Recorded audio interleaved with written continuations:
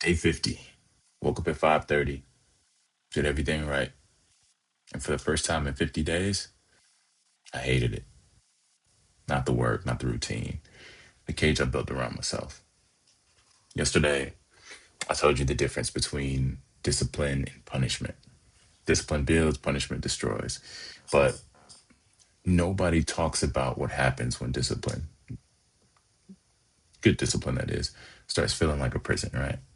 When the routine that saved you starts to really suffocate you. And when you wake up and you think, I can't have coffee with my friends because it's not in my schedule, or I can't stay up late with my kids because I need to get up at 5 a.m., or I can't be spontaneous because I have a system. That's that's when you know. That's when you've confused discipline with control. Here's what nobody warns you about. The same structure that gives you freedom can also become a cage because discipline isn't the goal, freedom is. You don't build a routine to have a routine. You build a routine to have space for more things that matter to you. And somewhere between day 40, 30, or 50, I don't know, somewhere up there, the routine just stops serving you and you start serving it. You really just become a slave to your own system. And that's when you start to build that resentment. And it's not a resentment against the work, it's against yourself. You and it's because you feel like you're building something that is something you can't escape, you know. So for instance, one of the members here, they told me that their daughter called and they wanted to grab breakfast before school at 7 a.m. And he's almost said no because it wasn't his routine. You know, he works up at 5:30 in the morning.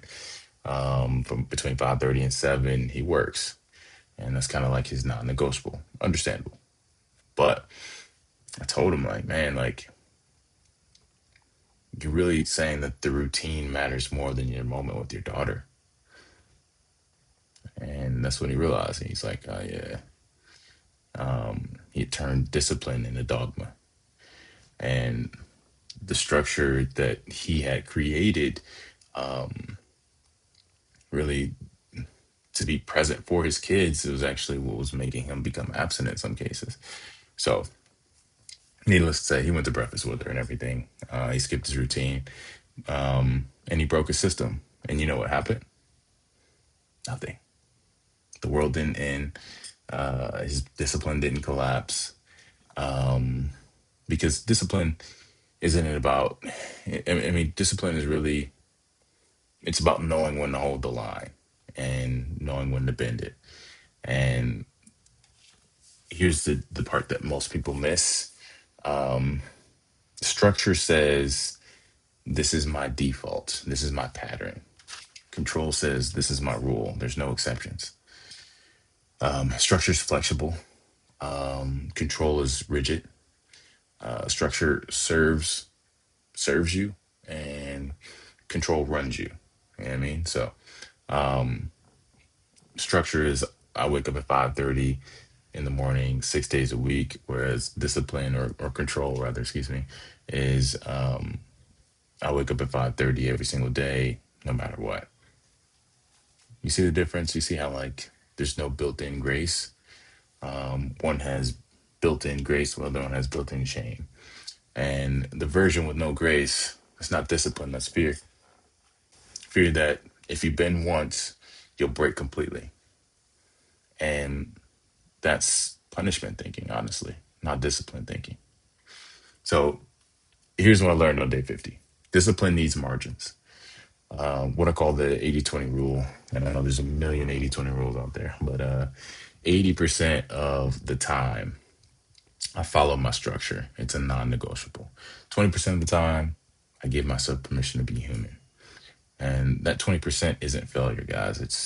It's built in by design, right? It's that grace. Because if your system has zero room for life, your system will eventually fail or break you.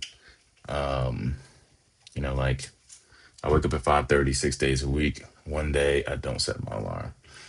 I do my routine daily, but if my kids need me, the routine waits.